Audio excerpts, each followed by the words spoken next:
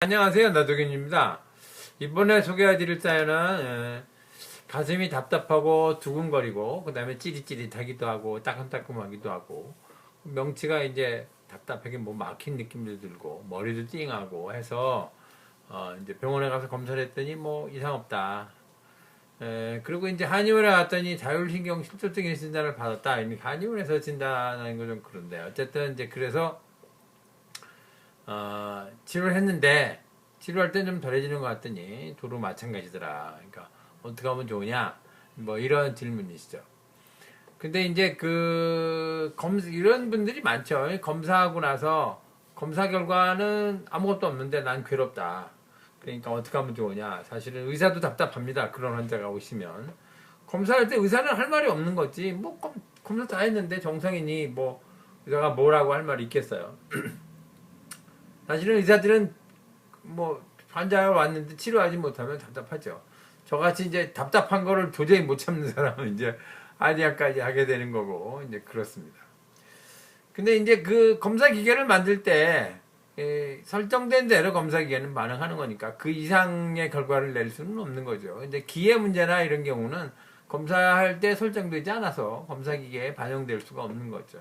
지금 이제 이런 문제는 이제 심기가 막혀서 생긴 문제인데 가슴에서 이제 심기가 막히면 이제 가슴이 답답하고 두근거리고 뭐 그렇게 되고 그다음에 이제 그것이 이 소주천이라는 길의 흐름을 막기 때문에 답답하고 두근거리고 뭐 찌릿찌릿하는 걸 지나서 아래쪽으로 이제 소화가 안 되거나 막히는 느낌이 들거나 이렇게 되고 이제 그게 지나치면 이제 위염이나 식도염 같은 거 기가 뭉친 곳은 염증이 생기기 때문에 그렇게 되고요.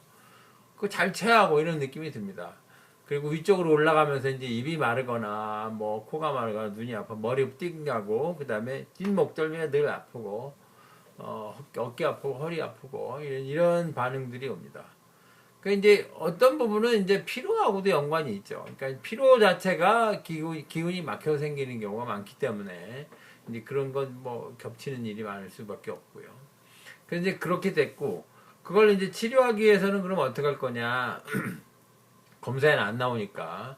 근데 그런 경우는 이제 자가 치료를 먼저 말씀을 드리고 우선 움직이셔야 됩니다. 많이 움직여서 활동을 하면 훨씬 나아지고요. 기운이 막힌 건 이제 움직이는 거하고 잘 안 돼서 그냥 움직이는 거하고 좀 부족하죠. 그러니까 여기 젖가슴 아래 요 갈비뼈 있는데 여기를 많이 치시면 여기가 울립니다. 그러니까 울리는 것이 거기가 막혀서 울리는 거기 때문에 많이 치면 흐림이 나고 풀리고 그런 거죠. 거기에 사실은 때려도 안 울려야 되는데 울리는 사람이 많습니다. 사실은. 그러니까 울리는 걸 정상으로 알고들 사는데 안 울려야 됩니다. 명치가 때려서 안 아파야 되고요. 급속해서 아픈 게 아니라 막혀서 아픈 겁니다. 두 번째는 이제 젖가슴 손을 잡고 젖가슴 사이로 이렇게 많이 때리시고요. 그것도 기운을 풀어주는데 좋습니다. 기운이 막히는 이유는 울컥하고 스트레스 받고 막 그런 것 때문에 막히는 거죠. 과로하고 힘든 거를 참는 것도 스트레스입니다. 그래서 막히는 거고요. 그러니까 사실은 과로를 좀 피해야 되고 긴장을 줄여야 됩니다. 또 한 가지 이제 걸어야죠. 걷는데도 운동을 심하게 하면 긴장이 일어나기 때문에 긴장이 풀리는 방법의 운동 그게 이제 가볍게 걷는 거거든요. 그러니까 운동할 때 절대로 막 이악 물고 하지 마시고 그냥 편한 마음으로 약간 부지런히 걷는다 싶게 걸으시면 그게 이제 이완이 일어나고요. 그건 걸어보셔야 됩니다. 걸어보지 않으면 더 이상은 설명드릴 방법이 없어요. 그냥 계속 걸으셔서 그 이완하는 방법을 몸에 익히셔야 되고요. 그 다음에 그것만 갖고 좀 부족해 한 뭐 2주일이나 한 달 정도 해서 잘 안 돼. 그러면 이제 자기가 할 수 있는 범위를 벗어난 거예요. 운동을 그걸로 다 고칠 수는 없는 일이니까. 그러니까 그때는 가까운 한의원을 방문하시거나 저같이 이제 의사이면서 한의사에 이제 복수면허 선생님이 하시는 클리닉을 찾으시면 이제 서양의학적 검사와 또는 양약을 주기도 하는데 그런 거와 한의학적 치료 같이 받으실 수 있어서 의료기관을 편리하게 이용하실 수 있고요.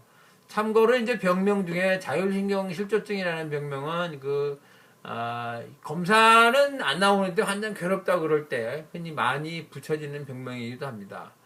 그때 이제 자율신경 실조증이라는 병명을 붙이려면 반드시 평양적 검사가 선행돼야 되고요.